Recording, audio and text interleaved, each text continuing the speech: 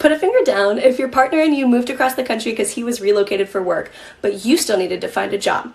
And so this company reached out to you out of nowhere saying they had the perfect opportunity as a quality inspection associate. You'd work from home, part-time, make good money. It was perfect because you had nothing else bringing in money at the time. And so you took it. And what you would do is they'd send you packages that were addressed to someone else so that you could inspect them and make sure everything was okay with the product.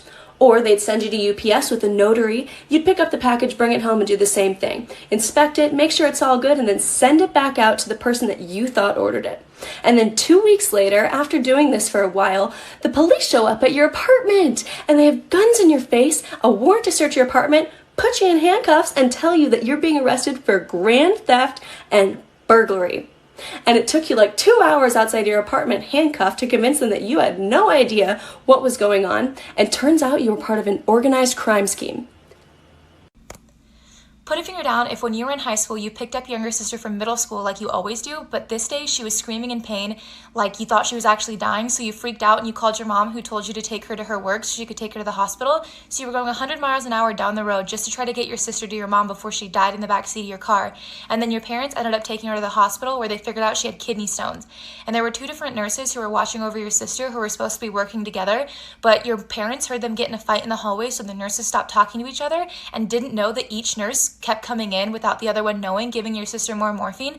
And your dad said, "Hey, don't you think that's enough morphine?" And one of the nurses said, "No, we've been keeping track of the morphine levels, don't worry about it." And then your mom and dad are talking in the room and they notice your sister's leg fall off the bed, and they look at her and she's bright blue, and it turns out that the 2 nurses had overdosed her on morphine, so they had to do a crash cart to bring her back to life, and they figured out she had been dead for 10 minutes because of this overdose on morphine. And then the hospital tried to charge your parents because they killed your sister.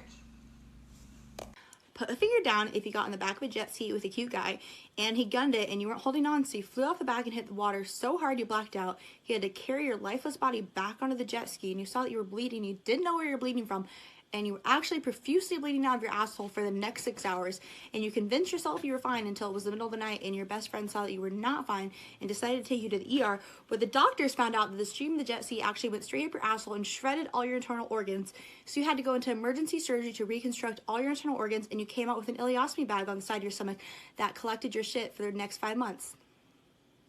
Put a finger down if your freshman year of high school you developed a crush on the cute, quiet, shy kid in your language arts class, but then he got a girlfriend and you realized, okay, this is probably never going to happen. So you got over your crush, sophomore year came around, and you actually became really close friends with him. And so you were talking about who you liked, and then you asked him, who do you like? And he goes, I can't tell you. And you're like, why can't you tell me? We tell each other like everything. And so he said, I just can't tell you. And then that really bugged you. So later on that day, you texted him and you were like, why can't you tell me who you like? I'm not going to tell anybody. And then he goes, I'm gay, smiley face. And I was like, okay, stop trolling. Just tell me who you like. And he just didn't reply back. So the next day in class, you're like, why aren't you telling me who you like? And he pulls you aside and you're like, and he was like, I'm gay and only 7 people know and you're one of them. And then you were really confused and you were like, but you had a girlfriend last year. And he goes, she may or may not have been a cover. And I was like, does she know she was a cover? And he goes, no, she would kill me if she found out. And somehow that made you feel better, because then you realized you really could have been the cover. And it wasn't that you didn't have a chance, it was the entire female population that didn't have a chance. So put a finger down if you had a boyfriend in high school and you'd go over to his house all the time because his mom worked and his sister was at school, and you were at his house one time, you know, doing boyfriend and girlfriend things, and you hear something and you go, babe, I think I heard something, and he was like, no, that was nothing. But then you hear hello and you're like, babe, I definitely heard something. And then his mom proceeds to come to the room, and so you book it to the closet. Keep in mind, this isn't a walk-in closet, this is a slide door closet, so you're pressed up against the clothes, try not to make any noise, shaking against the freaking hangers. And then he proceeds to have a 20-minute conversation with his mother, and then after she leaves, you come up with an escape plan. I was going to go out the side door, then dive into the backseat of his car. And so you proceed to dive into the backseat of his car. You're driving, about 15 seconds into your drive, you're like, oh, we made it, we're scot-free. He gets a call from his mom, and she says, tell Abby to use the front door next time. Put a finger down if you met One Direction when you were 14 years old, and because you were meeting them, you asked them to take a funny picture, and Harry Styles was in his frat phase, so he decided to touch his crotch. And then because you were 14, your mom thought it was really inappropriate, so every time you posted your meet and greet picture, she made you crop him out. Put a finger down down if, when you were 8 years old, you were at ballet class and you suddenly got a really bad headache, so bad that you were crying. So your mom was just going to take you home.